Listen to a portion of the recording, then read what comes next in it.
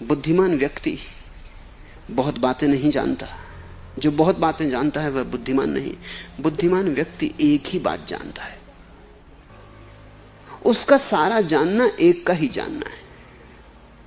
वो हजार ढंग से वही कहता है, वो एक ही कहता है।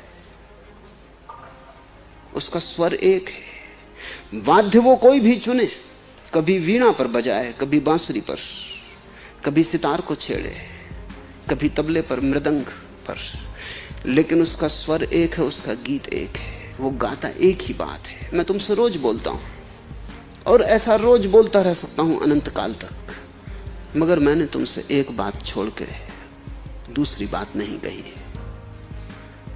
बहुत बहुत द्वारों से मैं तुम्हें एक ही द्वार पर ले आया हूं।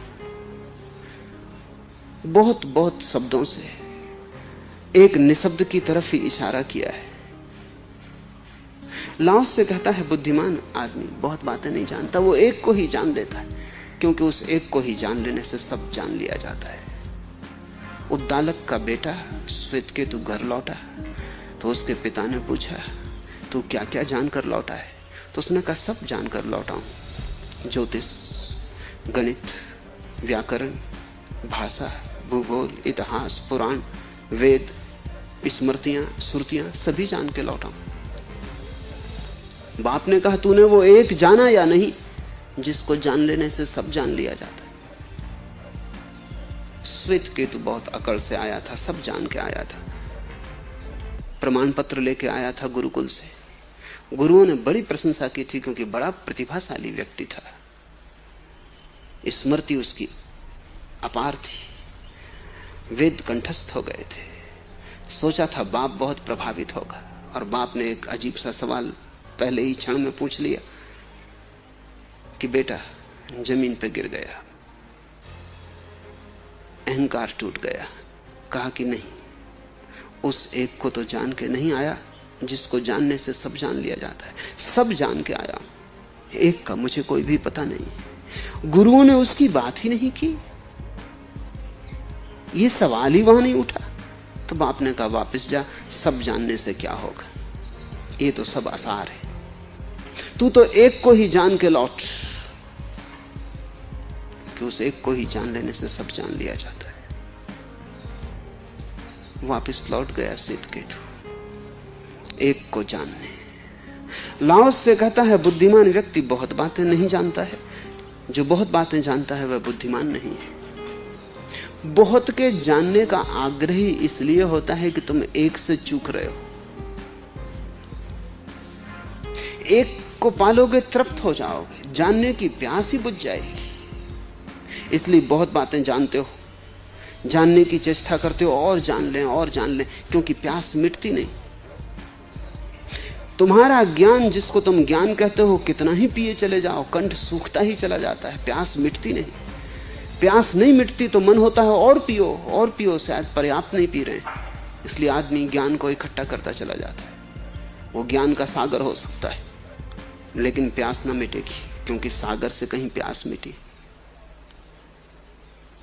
प्यास के लिए तो छोटा सा एक का झरना चाहिए, बड़े से बड़ा सागर भी प्यास ना बुझा सकेगा, वो बहुत खारा है। तुम सब जान लो, सागर जैसा तुम्हारा ज्ञान हो जाए विस्तीर्ण, फिर भी तुम प्यासे रहोगे। तृप्ति तो उसके झरने से मिटती है, तृप्ति तो उसके झरने से होती। वो एक का झरना है। उस एक को ही उपनिषद ब्रह्म कहते, उस एक को ही लाओस से ताओ कहता है। उस एक के तुम जो भी नाम देना चाहो दे दो, परमात्मा कहो, निर्वाण कहो, सत्य कहो, पर वो एक है। और वो एक तुमसे दूर नहीं, तुम्हारे भीतर से। असल में जो स्वयं को जान लेता वो सब जान लेता, क्योंकि स्वयं सबका सार संचित। स्वयं के भीतर सारा ब्रह्मांड छिपा है छोटे से पिंड में। अनंत आकाश समाया है तुम्हारे छोटे से हृदय में। वो बीज रूप है, ये विराट वृक्ष रूप है।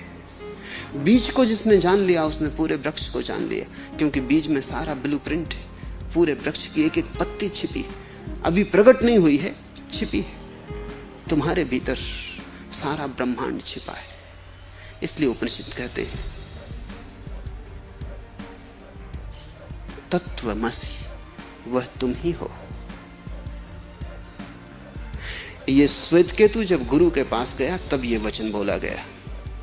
श्वेतकेतु वापस लौटा, उसने गुरु से कहा, उदास होकर, चिंतित होकर इतना सब सीखा, लेकिन पिता प्रसन्न न हुए।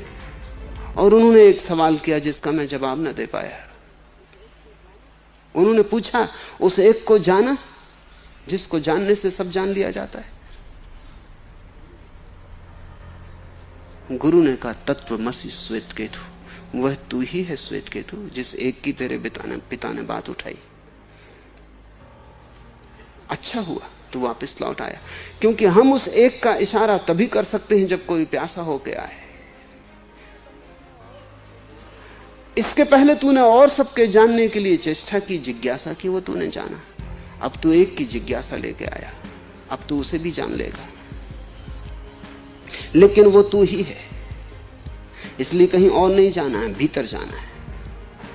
किसी और से नहीं पूछना है, भीतर डूबना है। अब शास्त्र बेकार है, उच्छिष्ट है, अब वेदों में कुछ सार नहीं, क्योंकि वो तो निःशब्द है, वहां तो मौन में उतरना है। बुद्धिमान एक को जानता है और एक को जान के सबको जान लेता है। बुद्धिहीन अनेक को जानता है और अनेक को जान जान के एक को भी खो देता है। एक साधे सब सधे, और जिसने एक को साध लिया उसने सब साध लिया, और जिसने अनेक को साधना चाहा वो 3 13 बांट हो गया, वो खंड खंड हो गया, वो अनेक के साथ अनेक हो गया। इसलिए तो तुम एक भीड़ हो। अभी तुम्हारे भीतर व्यक्तित्व नहीं, एक नहीं तो व्यक्तित्व कैसे होगा? तुम तो एक भीड़ हो, बहुत तरह के लोग तुम्हारे भीतर। सुना है मैंने कि बायजीद जब अपने गुरु के पास गया तो जैसे ही गुरु के झोपड़े में प्रविष्ट हुआ और कहा कि मैं अब सब छोड़ के आ गया हूं आपके चरणों में, अब और प्यासा ना रखें, अब मुझे तृप्त कर दें। बायजीद के गुरु ने ऐसा चारों तरफ देखा, सन्नाटा था और कोई ना था, बायजीद खड़ा था। और गुरु ने कहा, तू आ गया वो तो ठीक, लेकिन ये भीड़ क्यों साथ लेके आया है? वहां कोई था ही ना। बायजीद ने लौट के पीछे देखा खुद भी कि कोई भीड़ है, आसपास कोई भी ना था। बायजीद ने कहा, कैसी भीड़, मैं बिल्कुल अकेला आया हूं। बायजीद के गुरु ने कहा, आंख बंद कर और भीड़ को पाएगा। और कहते हैं बायजीद ने आंख बंद की और भीड़ को पाया, क्योंकि तुम अभी एक नहीं हो, बहुत हो। पत्नी के सामने तुम्हारा कोई और चेहरा है, ग्राहक के सामने दुकान पे तुम्हारा कोई और चेहरा है, बेटे के सामने तुम्हारा कोई और चेहरा, नौकर के सामने तुम्हारी अकड़ ही और। अमीर को देख के तुम कैसी पूंछ हिलाने लगते हो, गरीब को देख के कैसे अकड़ जाते हो। तुम्हारे कितने चेहरे, तुम्हारे कितने रूप हैं। ये भीड़ है तुम्हारे भीतर। तुम्हारे भीतर अभी एक स्वर तो बजा ही नहीं, तुम हो कौन? तुम अभी पूछोगे मैं कौन हूं, उत्तर ना पाओगे, क्योंकि बहुत उत्तर मिलेंगे। कोई कहेगा कि तुम फलाने के बेटे हो, तुम फलाने के बाप हो, तुम उसके पति हो, तुम इसके नौकर हो, उसके मालिक हो। तुम पूछोगे मैं कौन, 1000 उत्तर आएंगे भीतर। उत्तरों से घाटी गूंज उठेगी, उनमें से कोई भी उत्तर सही नहीं, क्योंकि एक ही तुम हो सकते हो। ना तो तुम किसी के पति हो और ना किसी के मित्र, ना किसी के शत्रु। इन सबको छोड़ो, तुम अपने में क्या हो? ये तो दूसरों से संबंध है, ये तुम्हारा होना नहीं है, ये तुम्हारा अस्तित्व नहीं है, तुम्हारा स्वरूप नहीं है। ये तो नाटक में मिले तुम्हें अभिनय है। कभी बाप हो, कभी बेटे हो, कभी मित्र हो, कभी शत्रु हो, ठीक है, लेकिन ये तुम नहीं हो। तुम्हारा मौलिक स्वरूप क्या है? जो तुम जन्म के पहले थे, जो तुम मरने के बाद होगे, जो तुम समाधि के एकांत में होगे, वो तुम कौन हो? जो उस एक को जान लेता है, जो जान लेता है मैं कौन हूं, उसने सब जान लिया।